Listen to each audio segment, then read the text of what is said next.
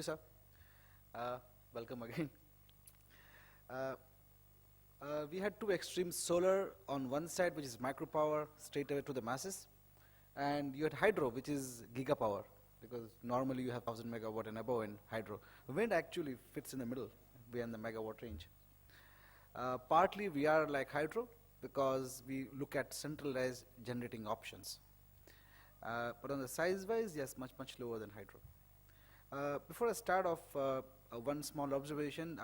Whenever the next WEF occurs, I would request to have the renewable energy session in the Youth Congress, in the Youth Summit over there, because that's for the future of energy, for the future of the generation, isn't it?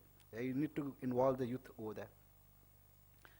there. Coming to wind, just just to give you a fair idea about it, only if 1% of the energy, wind energy available in the world was harnessed, you don't require any other source of energy.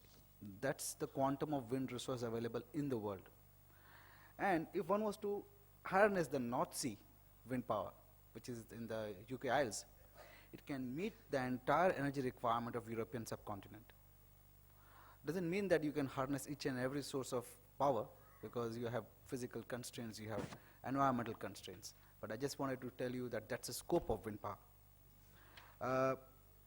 Since this is a business community, I thought it's also good to throw some business numbers. Till this date, close to $300 billion worth of investments have gone to wind power project. And my friend from Thailand, AIT, 99% is from private sector. Less than 1% is from public funds.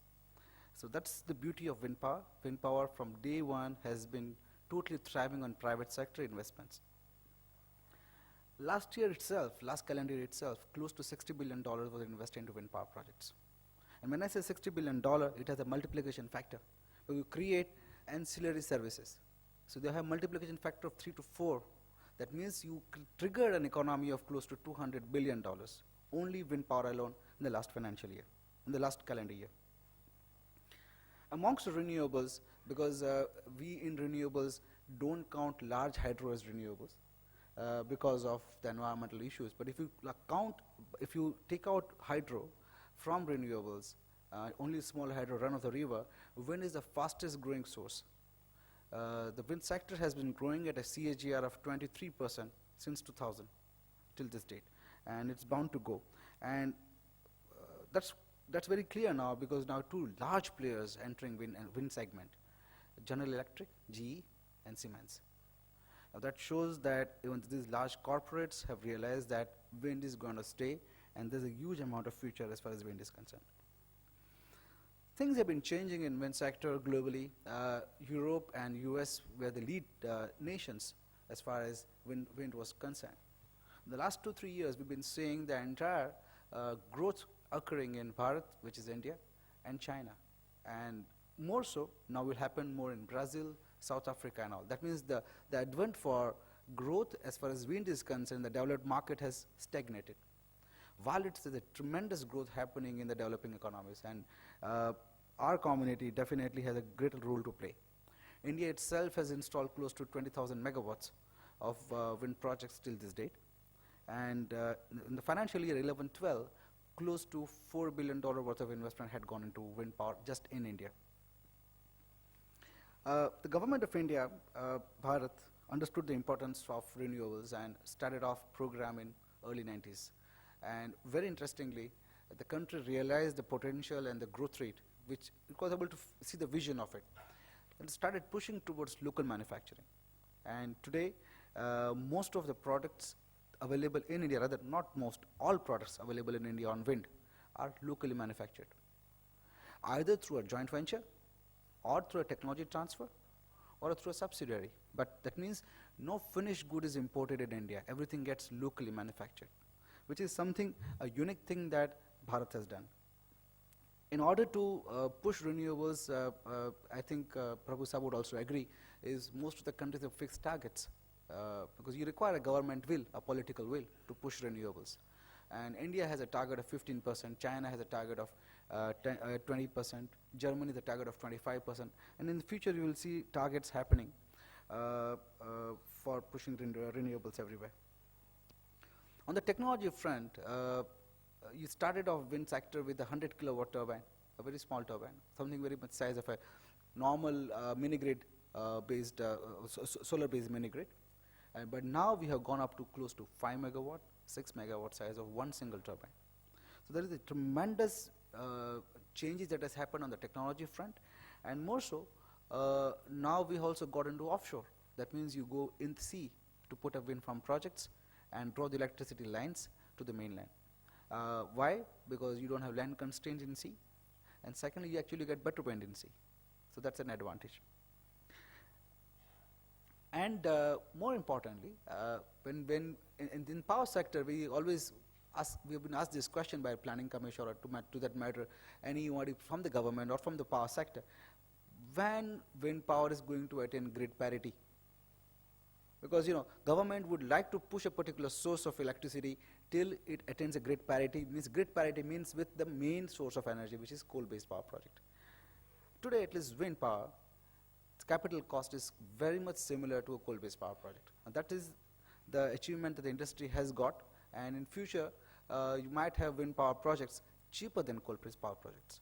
At certain places in the world, they are.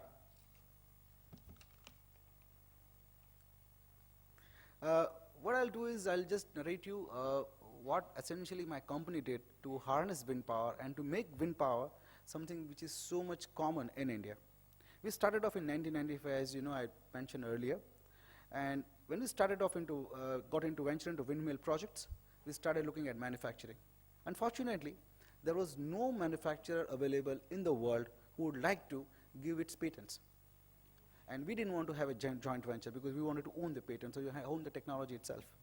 Finally, we found someone who was near bankruptcy, so we bought over the technology from them. So we started off as an Indian manufacturer with its own technology, obviously a borrowed technology, a bought technology.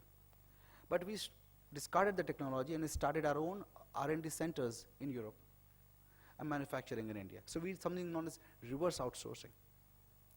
And we started employing the best engineers over there because the talent was available in Europe. We can't help it. And use the best engineering brains in India to bring down the cost. That was the first step we did. The second step we did, as in the earlier session Mr. Goel said, to find a gap and fill up the gap. We found a gap in India. When you put up, and any investor wants to put up a windmill project, well, he doesn't know anything about windmill. So we started giving a one-stop shop. That means we have started identifying wind sites, we procured land, we created the infrastructure, we manufactured the product, we installed the product, we got the debt arrangement done, we maintain the product, we do lease on behalf of them with the utility and get the money for them. That means an investor only had to write a check and a chartered accountant. He doesn't need to have any other knowledge about how a wind farm project works. It's a one-stop shop. And believe me, one of the big things that we did was when you put up such a project and you have an annuity income with returns of close to 14 to 16% on a post-tax basis, there is no single financial instrument that can give you 14% return for a 20-year period. You might get fixed deposit for 2 years, 3 years, mutual funds 5 years. Nothing available for a 20-year period. Now that is on the unique proposition we've commercialized this source of energy in India. And that's the reason that you have more than 90% of investment happening from the private sector and not from the government.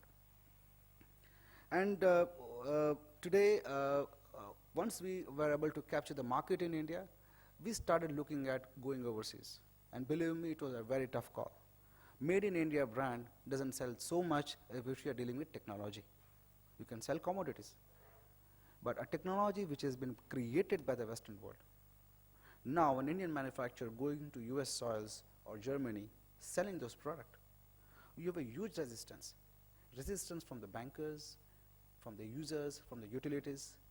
But finally, we were able to push it hard. And today, I can tell you, we're the third largest player in US. We are one of the third largest player in Europe. We're the largest player in Brazil. We're operating in 32 countries. And we are of that belief,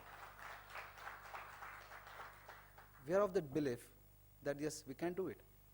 The only thing is, one needs to have that patience and the guts to do it. As my chairman says, an entrepreneur requires something known as GP square, guts, patience, and perseverance. If you have got these three things, I think anything is possible. And finally I end it over here, and as I had said, let there be light.